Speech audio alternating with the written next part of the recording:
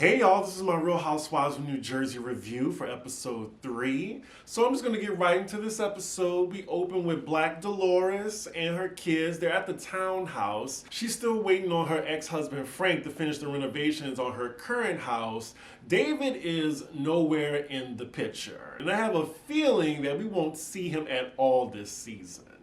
So she's letting us know that her kids moved back in with her. Her son is 22, Frankie, the good-looking one. He looks, I'm guessing it's the bodybuilding, but he definitely looks like a good 30. Like he looks like 28, 30 years old, but he's 22.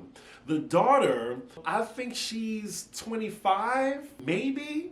Y'all update me on that, but she just finished vet school and she's like licensed now and she wants to move back in too. Maybe that's like a Gen Z thing, because when I was 18, I wanted to get the hell out of my mom's place. But interesting, so they're all living under the same roof. And speaking of which, she lets the kids know that Frank is going to be moving in too. Is that just in the culture? Because that's pretty weird. They're not even together.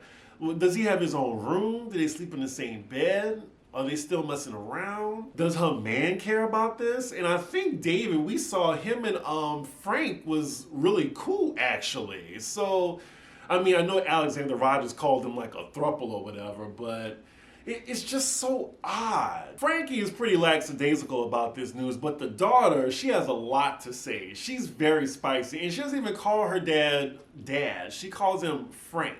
And the way these kids just curse in front of their parents, maybe I'm just getting old and I'm old school. I would never curse in front of my mom. Like, I still don't. Wow, I don't think I knew this about Dolores. She says in her confessional that her ex-husband never lived with the kids, ever. Growing up, like she raised the kids. I'm guessing when the first daughter was born, he wasn't there, and then she gave him another chance. They were off and on, and then she had Frankie, and maybe they just fell out again. I wonder how that worked out. Like, so now he wants to live with them, but didn't live with them back in the day?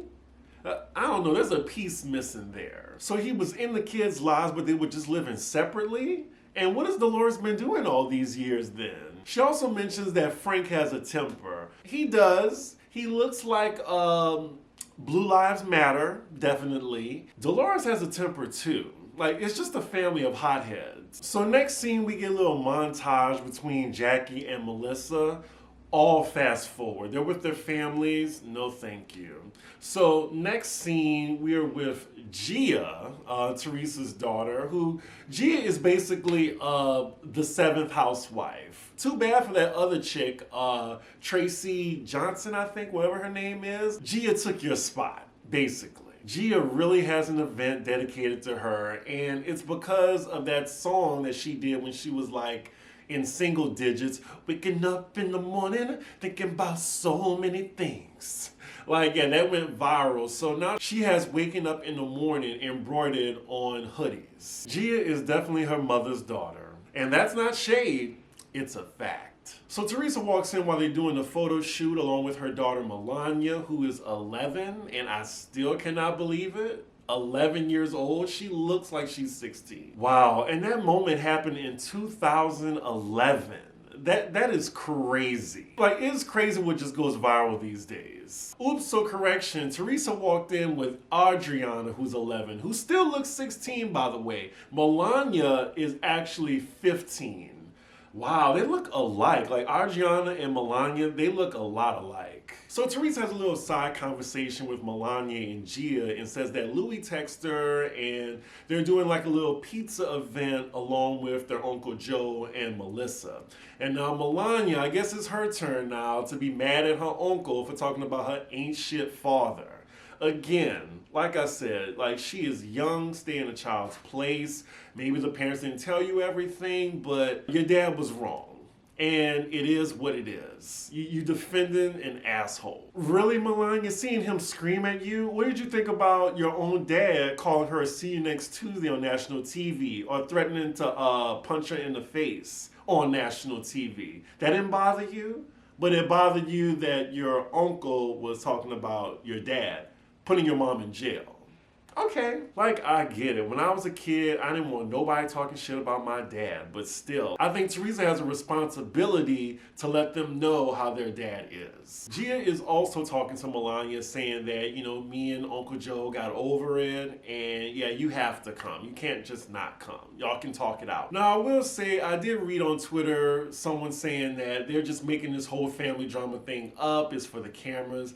I can totally see that. Like, Teresa's probably like exercising her daughter's acting chops or something, but we'll go with it. How about that? It's not the most interesting storyline though. So Teresa reminds Melania that, it's still your uncle. Maybe y'all could get to like a happy medium, but, I really want you to go. And then Melania just give her this tilted look saying, you guys are going to force me to do anything, so stop. Ooh, child, 15? Lord, I would have been popped in the mouth when I said that. I think I was slapped in the face when I was 16 talking to my mom any kind of way. Gia's like, you know what? This ain't my problem. So she walks away. And then Melania tells Teresa, I'm not about to talk about this anymore. And she walks off. Ooh, child, the kids today. So next scene, we're actually with the husbands. We have Marge's husband. His name is Joe as well. Joe Gorga, of course, and then Joe Gorga's literal butt buddy, Frank. Should I fast forward? Let's just see, because I will say, like, the husbands on Jersey are the most interesting husbands, and they are actually friends. God, they are such fucking tools, like, especially Frank and Joe. While watching this scene, I am very surprised Frank is comfortable in his manhood to order an apple martini. It just reminded me when I used to work in a restaurant and you would have men ordering like, girly drinks or martinis. They would ask for it in like a regular bar glass. Like, no martini glass, none. I don't know. I'm guessing it's gay to sip on a martini. Okay, so they talking about out-sexing one another. Fast forward. The food that's coming to the table is more interesting than the conversation they having. So the topic of conversation is Dolores. Joe is asking Frank about her and their situation with the house, her man David. He's saying that it's her house. He paid her off for it in a divorce. He's saying he hasn't even seen David and he thinks David isn't even in the picture anymore. I'm sure Frank talking about David to the other husbands, they're going to go run and tell their wives, and then that's going to be a whole thing. Oh God, the homoeroticism between these men, I swear. Can Frank and Joe just fuck already? Wow, they are really giving the husbands like an entire scene. Like this scene has probably lasted maybe 8 to 10 minutes because they're going through all the drama that's going on in the group. I mean, they talking about Bill and Jennifer's situation, how Margaret spilled the beans, and now Joe is talking about his relationship with Teresa's daughters, how he's the bad guy, and he can't believe they talking to him any kind of way, and I can't believe I'm on his side about that. And then he's talking about the event that's coming up that Louis hosted. So next scene, we were with Jackie and her husband. I'm gonna let it go for a little bit, but Jackie's scenes are extremely boring. I don't like Jackie by herself. Like, she needs to be with the group at all times for me to care. Her husband is fine, though, for a white guy. I still cannot believe she's never given that man head. And he's not cheating on her?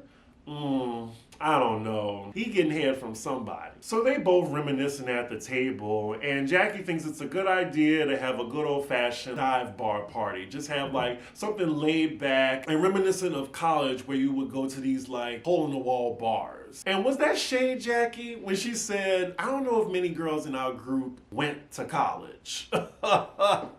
And she kind of has a point. I think, Teresa and Melissa, and Jennifer too, and maybe Dolores. Yeah, I could totally see. I don't think they went to college. They just went, they got married and got pregnant. Look at me not fast forwarding through a Jackie scene. Okay, the scene's kind of dragging on a little bit. They're reminiscing too much. So Jackie is talking about her battle with anorexia. Thankfully, she is recovered, but they are talking about how it affected, their marriage, the kids, like how they may notice.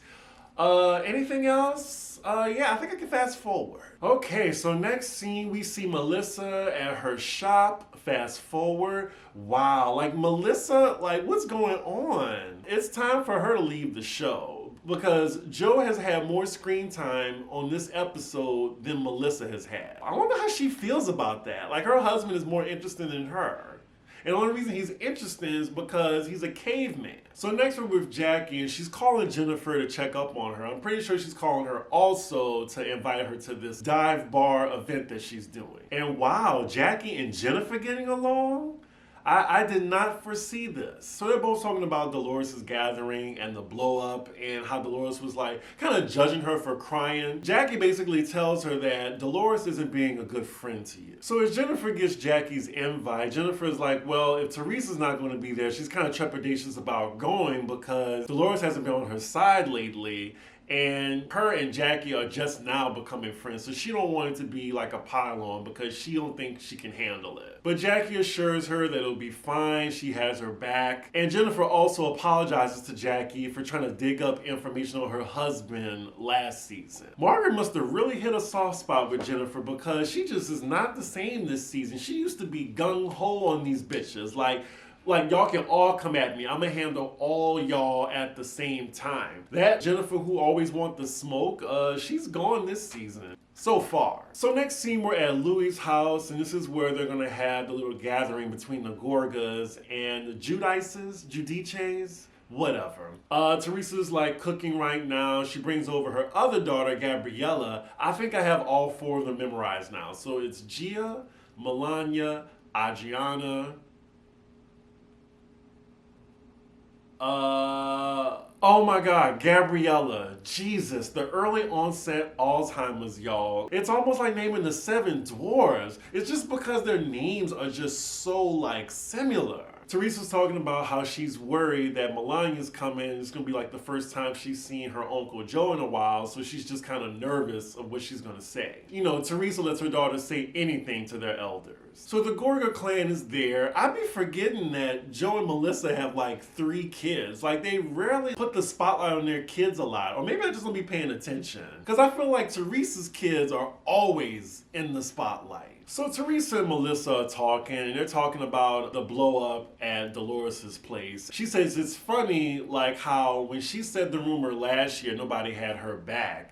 But when Margaret says something, when she spills the beans, people have her back and no one has Jennifer's back. I think we covered this ad nauseum. Teresa doesn't think she did anything wrong. We're just gonna move on. We are not talking about last season. So it's the 2 families together now. They're all sitting down eating, and now Louie guides the conversation. I'm guessing to talk about any drama that's going on between them. Louie talks about his feelings a lot. He says in his family, they take out sheets of paper and they write what they want to bring to the table in life and what they want to let go of. You have Teresa and Joe's family, they're just like, we don't do any of that. We hold everything in until it blows up. So now Joe is all for this idea, but they're gonna just say it out loud, like what they want to let go of and what they want to bring more of in their life. Teresa tries to play this game, but she's like, loyalty, and then, you know, Melissa, she's like, oh, you want to be more loyal?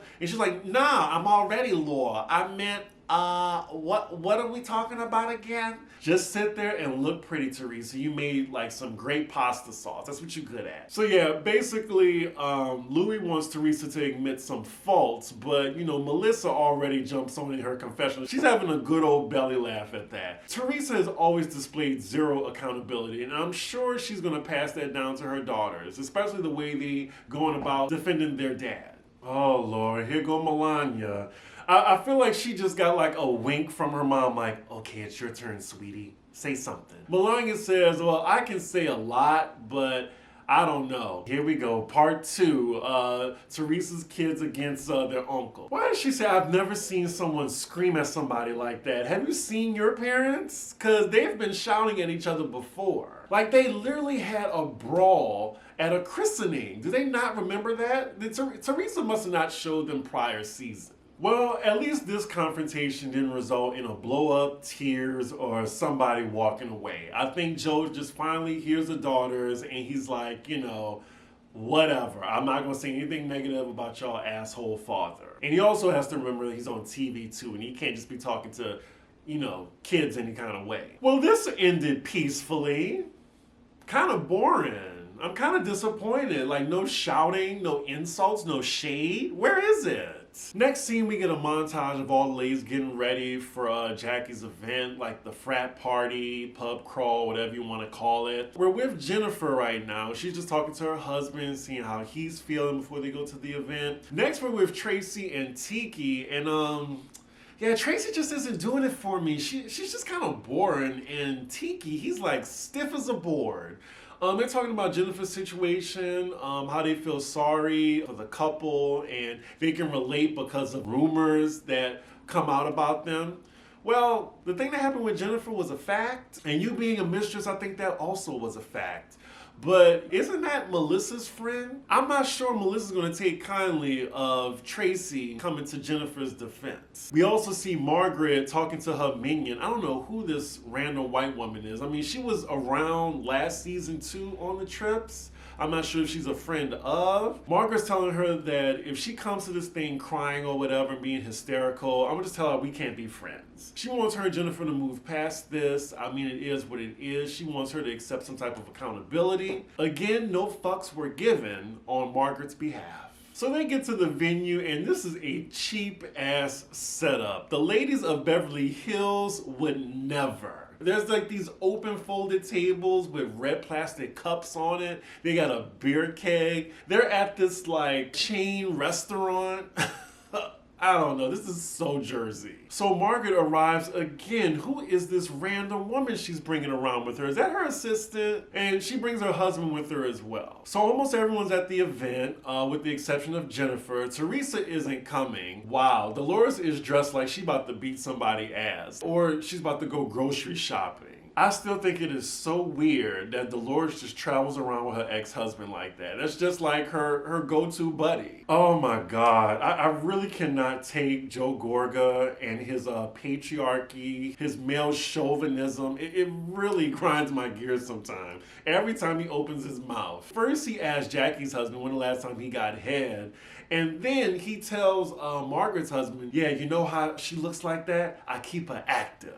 Oh my God. And now we have a side conversation about how big Joe Gorga's penis is. Fast the fuck forward. So Jennifer still isn't at this party yet, and the ladies are starting to talk about her, like if she's invited or not. And I'm thinking if I was Jennifer, I would get to the party first, just so I can like, you know, beat the anxiety of coming in last and everyone staring at me and me having to tell everybody hello. Well, at least when I get to the party early, people have to tell me hello. So now they're having a conversation again about Jennifer, and it looks like Tracy is coming to Jennifer's defense. She's saying that she's allowed to cry. She's also saying that, you know, she was blindsided by this information. Even though she did know it happened, a lot of people in her life didn't know it happened. Margaret isn't having it. I mean, she don't care. Well, all she cares about is, I got that bitch. I got her. I will say, it just does feel like Margaret's being a mean girl a little bit. Like, okay, you got her, but now you're like kicking her while she's down. And it's not fun when Jennifer isn't fighting back.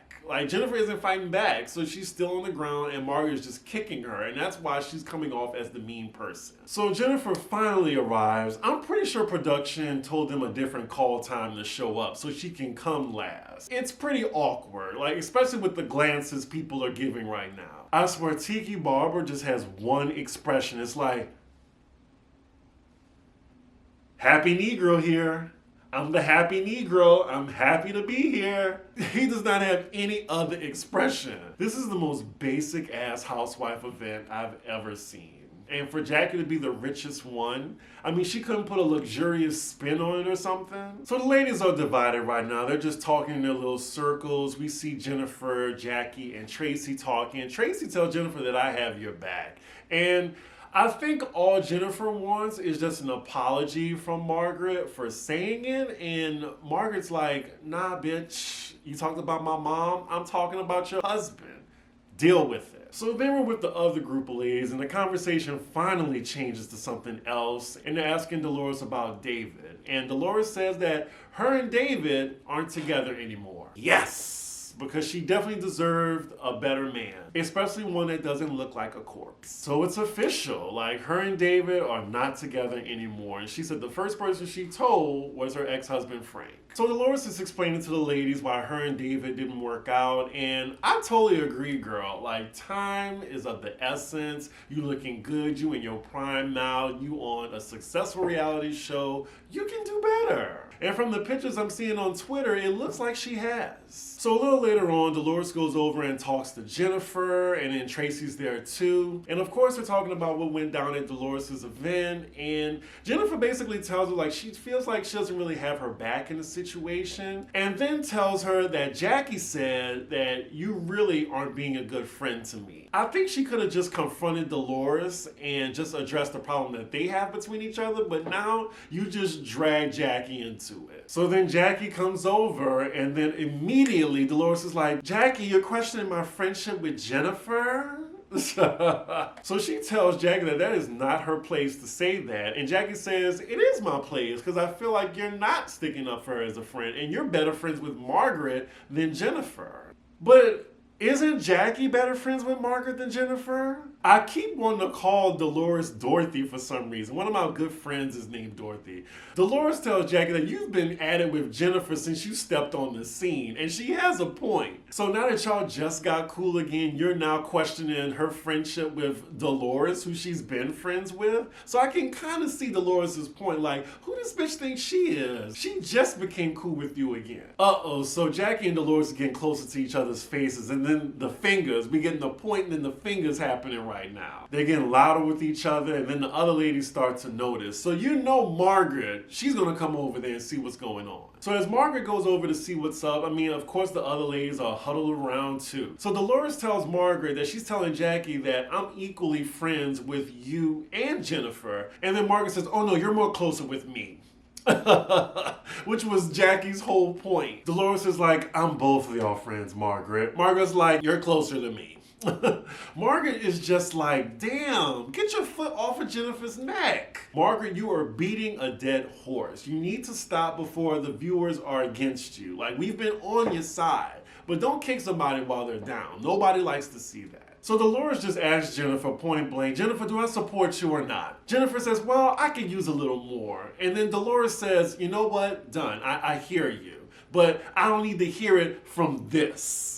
And she points to Jackie. Now, in defense of Dolores, I mean, earlier in the episode, if y'all paid attention, she was like talking to Frank and Frank Jr., and she was telling Frank that like, oh yeah, well, I raised this. So that's just how Dolores talks. I don't think she meant it any type of way, like derogatory towards Jackie, but Jackie quickly was like, this, don't address me with this. I am not this, I am right here. At this point, you still have Dolores ignoring her and paying her dust and just trying to talk to Jennifer at this moment. But now Jackie keeps trying to get Dolores' attention. She's poking the bear. She's like, don't do that. Don't do this. Like hands in her face, getting up close to her. Don't do it. Don't do it. I remember Dolores. Dolores will step to you. So then Jackie's like, don't fucking call me this. Don't fucking call me this. On the third F word, that's when Dolores is like, and what are you gonna do? What are you gonna do? So she steps to Jackie in her face. What are you gonna do? Finally, Patterson Dolores has entered the building. I am on Jackie's side just because she got Dolores to that place. So in this moment, hey, I'm here for Dolores turning up. And it just so happened to be on Jackie. I'm sorry, girl. You are right, though. Jackie is right. And of course, the credits are rolling. Like, I just knew it. Bravo, y'all ain't shit. And you know what? They use this as a preview. That's what really makes me angry. Like, they don't even show what happened after this. They show the exact preview that we saw before this episode came out, and now they're rolling the credits. Damn, so now we see Dolores lunging in Jackie's direction. You see the husbands, like, pointing at them. And, yeah, we get it to be continued. And that is where the episode ends. This episode was a little boring until this moment. I really don't care about the family drama between the Gorgas and the Judices. With the whole Margaret and Jennifer beef, I really think that's going to like divide the women like we're seeing here right now. And I would love to hear whose side are y'all on. Are y'all on Dolores' side or Jackie's side? It's hard because I really like Dolores too, but when Jackie's right, she's right. Anywho, make sure y'all like, comment, and subscribe, and I will see y'all for the next episode. Bye.